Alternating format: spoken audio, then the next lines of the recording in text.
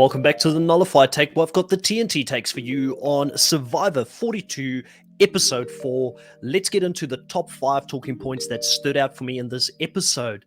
We start with talking point number 1. There's a massive fallout at the tribal camp as soon as everybody gets back from the Green Tribe from Tribal Council, and Daniel is in full damage control here. He tries to tell everybody, let's not talk about it tonight. Give me an opportunity to rest and sleep. It's been emotionally draining, and I'll talk to everybody one-on-one the next morning. Chanel, on the other hand, she's got completely different ideas, and she wants to address everything immediately, which I think makes Chanel look a lot better than Daniel in this case.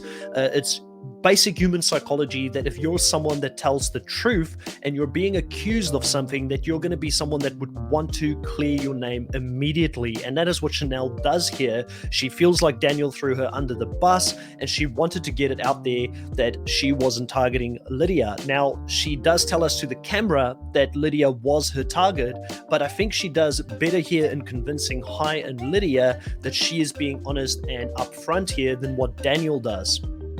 Also here, if it couldn't go any worse for Daniel, another thing here is that Daniel also admits to Mike to his face that he was never his number one and that Chanel was his number one, which makes Mike realize that he cannot trust Daniel. I mean, Daniel's been someone that has been all over the place up until this point, and he decides that he needs to find a new alliance member. So that drives him into Hai's arms, who he tells Hai during this episode in a challenge that he loves him, and that something like, I love you, brother, and he wants to work with Hai. So funny enough, prior to this season, Mike was someone who really loved Tai as a character in a previous season, and maybe he is seeing some similarities with the way Hai is approaching this game. Hai does seem like he's got a good heart and that he's someone that is out there that won't betray and backstab people, but I do think Hai is a lot more cutthroat than Tai, and Mike could be a lamb led to the slaughter in that alliance. But for now, that alliance between Mike and Hai, I think, is going to be mutually beneficial for both of them, because they do need numbers, and they will definitely target Daniel and Chanel here in the next round as soon as they can. Number 2, Jonathan's target continues to grow. The other tribes are very annoyed here at the reward challenge when the Taku Orange tribe wins 10 freshly cut fish. And it's funny how the rewards have become so basic in this season, but because they don't get anything, even just having freshly cut fish with nothing else delivered to their camp is a massive reward when you don't have food to begin with. Now, Jonathan is very quick to once again share with the rest of the tribe and say they're all working really well as a team and it's a team approach, but the other tribes are not being fooled by this. Tori here calls out Jonathan as a Goliath, and Drea also mentions to her tribe that Jonathan once again won this for them. Jonathan also makes a huge mistake here in saying how close this 4 people in Taku are, and that they've got this bond that is unbreakable. And I think Jonathan is someone that has played a lot of team sports in his life, because as a team sport, if you've got a really good unity and you're playing for each other, you can actually beat a lot of people out there with individual brilliant players. Now, Jonathan also talks about how he's been watching this game as a kid growing up, and he's always wanted to play it. And he talks about some of the interesting and very full-on training regimes he had with his brother as a kid growing up, and what his dad made him train so hard from a young age, and that is now sort of benefiting him here in Survivor. It's interesting that his alliance members notices that he gave away how close they are, but Omar and both Marianne seem to just be laughing at it and saying that this is such a Jonathan thing to do. It does not look like it's going to change his position within that 4 whatsoever, and I think he's very safe there. And in fact, I think Jonathan, as he mentions here, he doesn't mind being the center of attention. He doesn't mind getting all the heat and the flack coming his way when they get to the merge, because that is how he believes he can add to his tribe. I don't know if that's a winning strategy and if it's going to get him to the end to win this game, but if he can go out there and win a lot of immunities while people are targeting him or looking at him, it may give people like Omar and Marianne the space that they need to move around in the shadows and strategize and bring people over to this tight 4. I could easily see somebody like a Tori, if she actually gets to the merge, and she knows she's on the outside of that blue tribe, she might want to work with an Omar or with a Marianne or someone that is a part of a very tight alliance that can bring her in to take her game deeper at the end game. So I do think there is room for this orange tribe to move, and they're definitely my favorites at this stage, and I'm shouting for them. I really want them to go deep. Talking point number 3, Rocksroy continues to alienate others in his tribe. We have many scenes here in this episode where both Romeo and Tori talk about how Rocksroy shows some tendencies of a narcissist and that he feels like it is his way or the highway. He always wants to show Romeo how to make fire, how to collect wood. And similar to Tori and Swati and the rest of the guys, he seems to be a control freak, someone that needs to feel like he's the leader at camp. And we know that in a normal season, if this was a bigger tribe and they didn't need Rocksroy's strength in the challenges, they probably would have voted him out a lot earlier in the game. But at this stage, they need the numbers and they need to stay strong. So I think Rocksroy is getting a false sense of safety from this game and the makeup of this tribe, where in other seasons he may not have been as safe as he is at this stage. One of the interesting things is that both Tori and Romeo plays along and they try to get that unity within the tribe, but I do think Rocksroy is potentially, when they talk about the fact that this blue tribe is not united and something isn't working really well within that tribe, I think Rocksroy is that person and that he is difficult to live with. The blue tribe does look like a hot mess going into the next immunity challenge here in this episode, and that is going to follow within the episode going into this immunity. Talking point number 4, Taku continues to steamroll through the competition here. One of the interesting observations that Lindsay made after they won the reward is that she can see how the other tribes are physically getting weaker and weaker as they challenge each other, because Orange have been winning some of the rewards and some of the food that comes with that.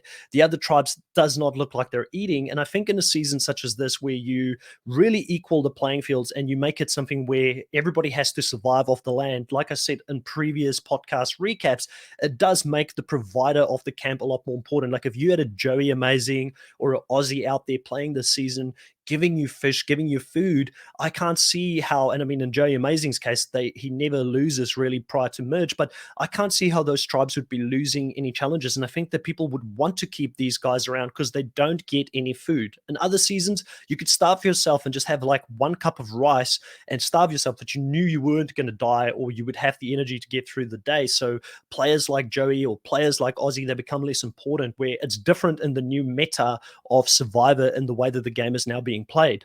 But back to this point, Taku dominates. Jonathan is an absolute machine out there, and he pulls the boat on his own in this challenge. And Marianne, who's supposed to be pulling it with him, I could see on the screen she was swimming to the left, trying to get out of the way, because how fast he's swimming, the boat nearly ran her over in this episode. So it's basically, move, Marianne, get out the way. It's close between green and blue here in this tribe, and green has to come from behind to win the puzzle challenge, and ultimately sending the blue tribe to the tribal council. Now, we know that blue, as talking point number 5, is going to go to tribal council, which sets up the battle of Swati versus Tori versus Drea, and all potential of a women's alliance has gone out the door at this stage. Earlier in the episode, we learned that Swati still wanted to make that move against Drea, who she sees as a massive threat in this game. I understand why Swati sees Drea as this threat with an extra vote. They don't know that she's also got the amulet advantage that nobody's aware of. She makes the correct assessment here to go for Drea, but nobody else seems to be on that with her. So both Romeo and Rocksroy believes that they're in a tight alliance with Drea. And I think that Drea is playing this middle game very effectively, and she is physically the strongest female on that tribe as well. So she's in a very good position where people want to protect her here this episode. This accompanied by Tori also once again realizing she's at the bottom. This makes Tori really scramble here in this episode because she does not want to go home. She throws Swati under the bus with Rocksroy and Romeo, who then goes and talks to Drea and lets her know that Swati is coming for her. And I think a lot of people here in this episode were surprised because the persona that Swati was putting out there is that she was the shy young teenage girl who was still finding herself and was out there for the experience. I think in another season, Swati could have been a very dangerous player if she could have just gotten away with one or two more votes, and if that perception of her being this innocent girl while she's cutting throats in the back end really came to fruition, I think she would have been in a very good position. I think Swati probably with Tori lost a little bit of agency in this game when they let Zach go quite early on, because maybe that is someone, as we saw in the first episode, that she would have had an additional number with and she could have worked. She tried everything to deflect and throw it back on Tori as if Tori was the troublemaker, but ultimately the tribe decided that Swati needed to go. And I do want to give credit to Swati. She does play the shot in the dark here in this specific episode. So once again, we're seeing that people are actually not afraid to play the shot in the dark this season. And most of the time, the people who are ultimately getting voted home, they are the ones playing the shot in the dark, but it's just not saving them. That 1 out of 6 chance just don't seem to be strong enough to save them at this stage in the game. It does make you wonder, when will we see a successful shot in the dark being played? Because I think it would have made for some exciting TV to see that being pulled off. But with 1 in 6 chance, it's not a very high chance that you're actually going to get saved with that.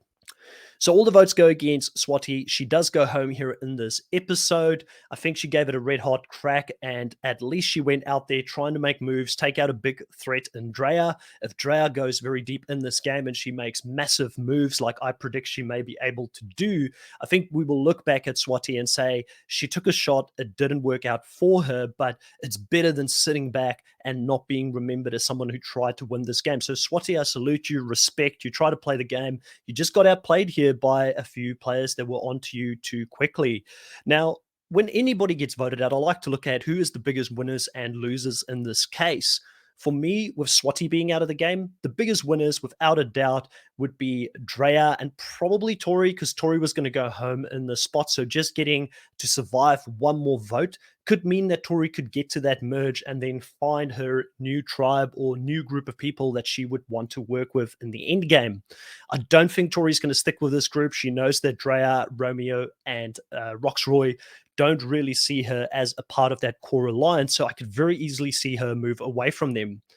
Drea's a big winner because Swati had her eye on Drea and she was going to target Drea. So having this person who were fake to you and telling you that they are with you and that they love you in the game and they want to do this girl alliance, having that person out of the game rather than having them sort of lurk around in the background trying to plot your demise is a good thing for Drea. The biggest losers in this game, is very difficult to say who we think would have probably gained by having Swati around.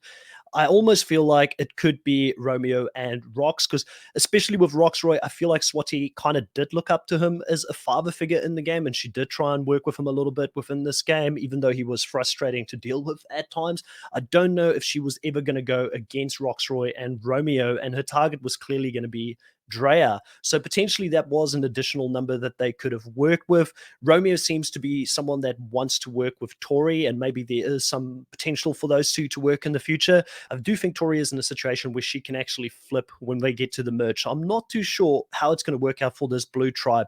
They do seem to be really divided at this point. That is my top 5 talking points here for this episode. Now, if you did like this and you want to have a little bit more of a deeper analysis of my thoughts on this episode, be sure to join us at 9 p.m. Eastern Standard Time on Friday evening, where I will have a special guest, Russell Muscle TV, on the podcast with us this week with myself and Jake, and we will talk about everything Survivor 42 and specifically episode 4. As always, if you like this type of content, please hit a like, please comment below, let me know what you thought of my top 5 points and what was your top 5 taking points for this week. By going and commenting below, you'll also go into the draw to potentially get that Australian Survivor buff that will be made available on a live draw next week. As always, guys, thank you so much and catch you next time.